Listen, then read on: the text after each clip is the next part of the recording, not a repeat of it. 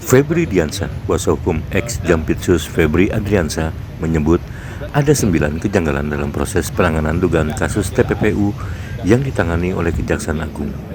Hal itu dikatakan Febri usai berdiskusi dengan kliennya di Rumah Tahanan KPK Cabang Merah Putih, tempat dititipkannya Febri Adriansyah pada Senin 3 Agustus 2026. Jam 2 tadi ya, hampir menjelang jam 4. Jadi kami diskusi jauh lebih intens dari sebelumnya terkait dengan pokok perkara, terkait dengan proses penanganan perkara.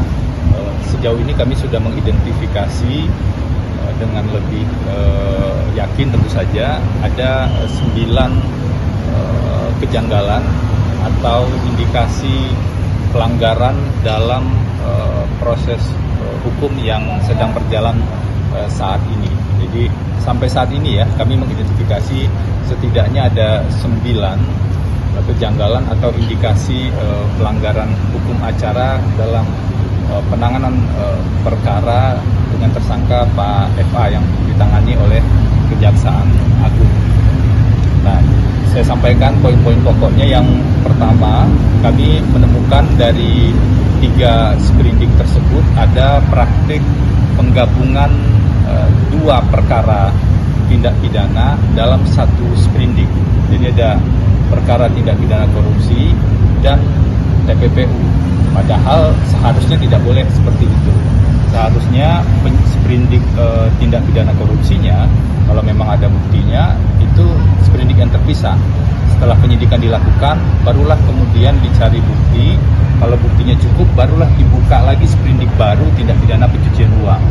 Dasar hukumnya ini jelas di Undang-Undang 8 tahun 2010. Yang kedua, ada kekeliruan penulisan di sprindik yang tidak konsisten antara bagian menimbang dan bagian perintahnya.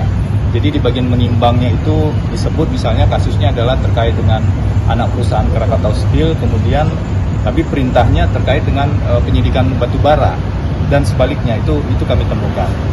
Yang ketiga, ada ketidakcermatan dalam menulis waktu peristiwa terjadinya tindak pidana.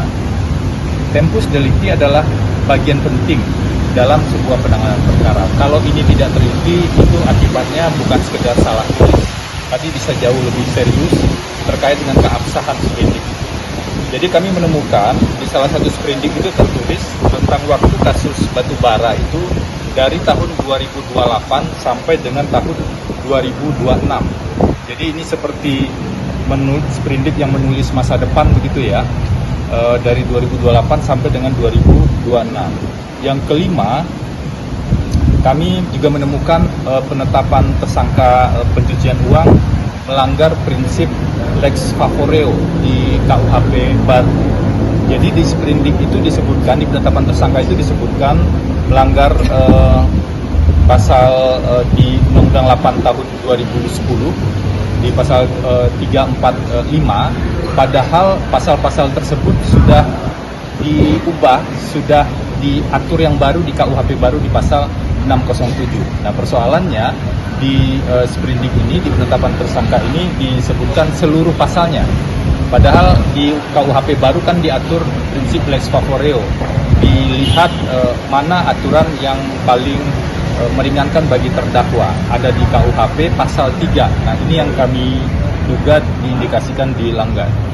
Poin ke-6 adalah predikat crime yang tidak jelas pada penetapan tersangka, dan penetapan tersangka tidak sinkron dengan sprindik utamanya. Sprindik utama TPPU maksud saya. Jadi di sprindik utamanya, di sprindik umumnya itu tipikornya disebut asabri. Asabri ini kan penanganan perkaranya di 2021 atau 2022 di Kejaksaan Agung. Sementara di sprindik TSK-nya, di penetapan tersangkanya, itu disebut rentang waktunya dari 2018 sampai dengan 2026. Jadi ada zona yang tidak jelas antara 2021-2022 dan mundur ke belakang di 2018. Kemudian yang ketujuh, terkait dengan penahanan, kami indikasikan ada pelanggaran pasal 100 ayat 5 KUHP, di mana syarat-syarat penahanan, ada 8 syarat penahanan tersebut, salah satunya pun tidak dicantumkan di surat perintah penahanan. Kemudian yang kedelapan, hak tersangka ada yang tidak dipenuhi terkait dengan penyampaian informasi perkara yang sejelas-jelasnya dalam bahasa yang dimengerti. Dan yang kesembilan, kami juga menemukan pihak yang menandatangani sprindik itu tidak berwenang gitu. Ini tentu saja mengacu pada aturan internal di Kejaksaan Agung. Sebenarnya surat perintah penyidikan itu apakah bisa langsung ditandatangani oleh penyidik atau ditandatangani oleh Jampitsus atau ditandatangani oleh direktur. Nah, ini dalam proses yang terus kami dalami. Jadi intinya teman-teman semua, kami menghargai dan menghormati proses hukum yang dilakukan oleh kejaksaan. Namun proses hukum itu tidak boleh tergesa-gesa, tidak boleh terburu-buru, dan harus dilakukan dengan sangat hati-hati. Kalau banyak bolong dalam proses hukum itu, kalau penegakan hukumnya tergesa-gesa, maka itu bisa menimbulkan dampak yang tidak baik dan tidak sesuai dengan tujuan penegakan hukum. Jadi itu yang menjadi concern sejak awal. Penegakan hukum kita hormati, pemberantasan korupsi kita hormati, tapi wajib dilakukan sesuai hukum dan tidak boleh tergesa-gesa.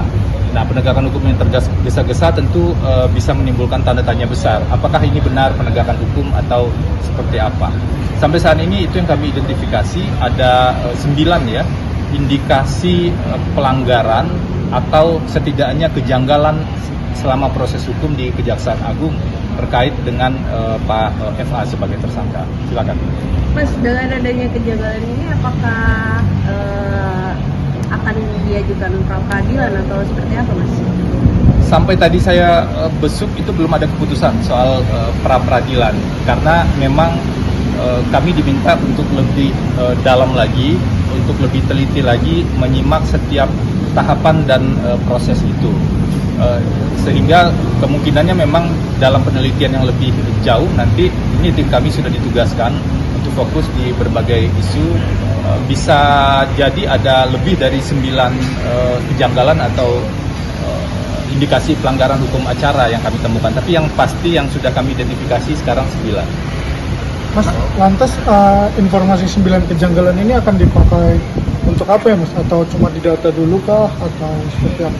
Saat ini kami kan mengidentifikasi, dan agar penanganan perkara ini bisa dilakukan secara transparan, tentu saja ini hak publik ya untuk mengetahui, dan sejumlah pihak juga, teman-teman wartawan juga tanya ke saya apa saja temuan terbarunya, maka ini perlu kami sampaikan agar proses penegakan hukum ini benar-benar berjalan sesuai dengan hukum, karena saya dan tim ini kan betul-betul fokus hanya di isu hukumnya saja.